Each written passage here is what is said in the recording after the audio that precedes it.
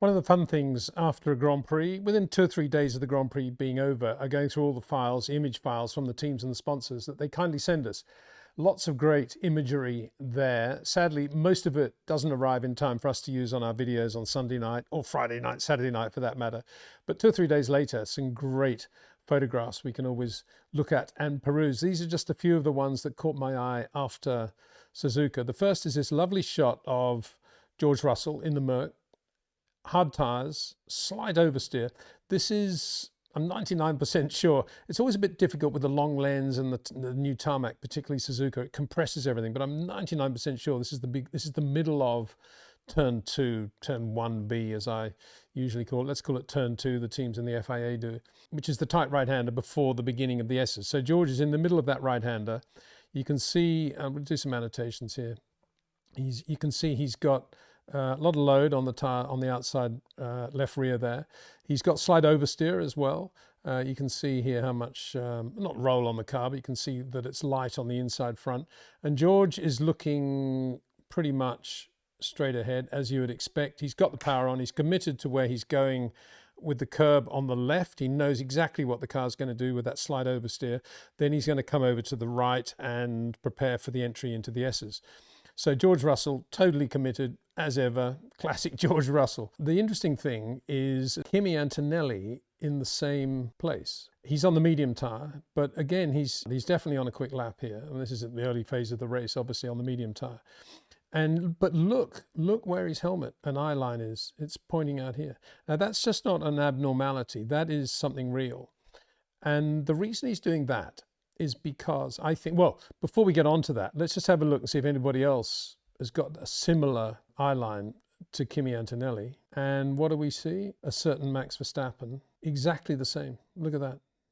Actually, not quite as much as Kimi, but certainly nowhere near the George Russell helmet line, or not even got the same head angle as George Russell in the middle of the corner. So what's going on? I've got to say here, Max, look at the understeer he's got there compared with George Russell. You know, talk about the Red Bull not being a great car with grip. Look at the understeer he's dealing with there.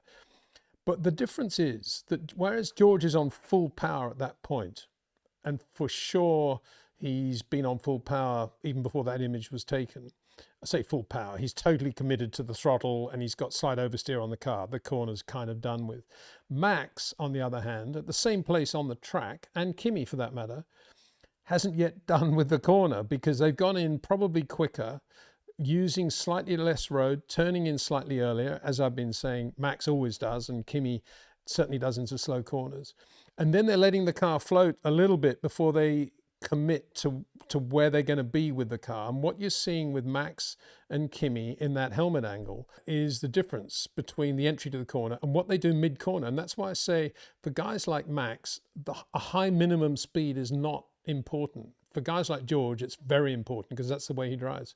What Max wants is the entry to the corner. Then he wants to massage what he's going to do with the rotation of the car. And what he's doing there, he's looking at the exit curb that he wants to reach, but he's having to manipulate the pedals as to get to that point. That's what he's doing at that moment. We'll never see that footwork because FOM don't show it to us, Formula One don't show it to us. They can't because it's impossible to get lighting into the footwell area of the car.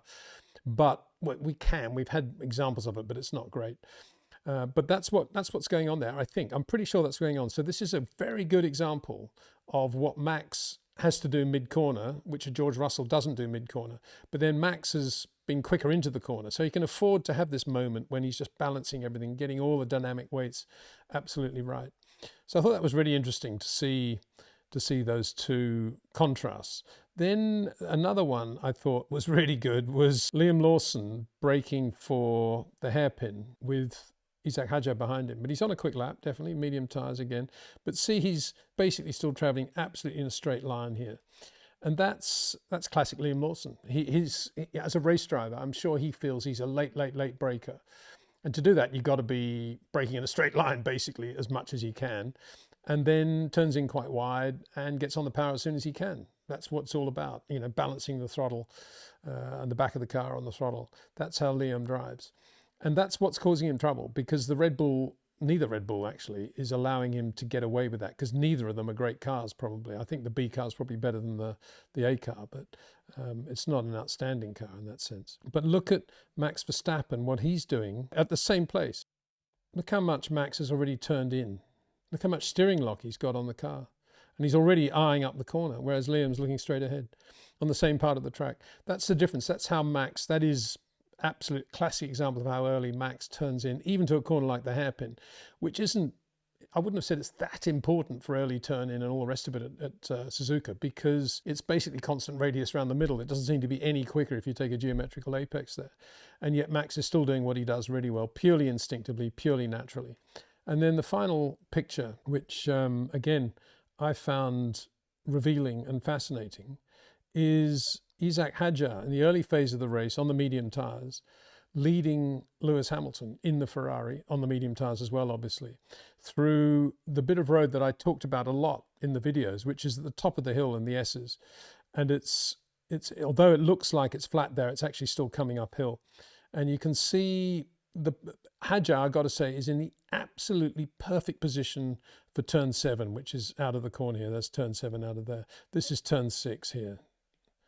And I was saying throughout the weekend, the key to the S's always is at the top of the hill, and it's not asking too much of the car going from the exit of 6 into 7, because you don't want any more extraneous load going through the car that's necessary for 7, because there's a long straight after 7. It's curved, but it's flat.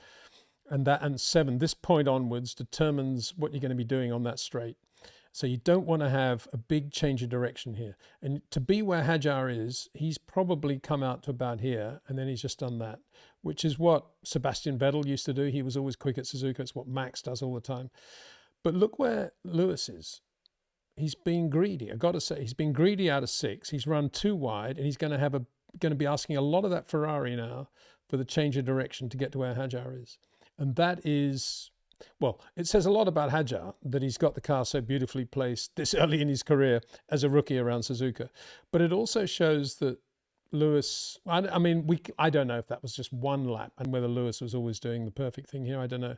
But that's a good example of, that's certainly where Lewis would have lost time on that lap. That is for sure. And when he got on the radio, when he was following Kimi saying, where am I losing time? I wonder whether, these moments are ones that he thinks of as well, because that's very unlike Lewis Hamilton. I remember watching, I used to stand on a bank on the outside of the entry to turn 7. And I remember watching Lewis there in the McLaren and the Mercedes and thinking, wow, this guy's just perfect. And he was coming out middle of the road, very little load through the car and the change of direction, just fabulous. And now look where he is in the Ferrari, and it's kind of strange to see that.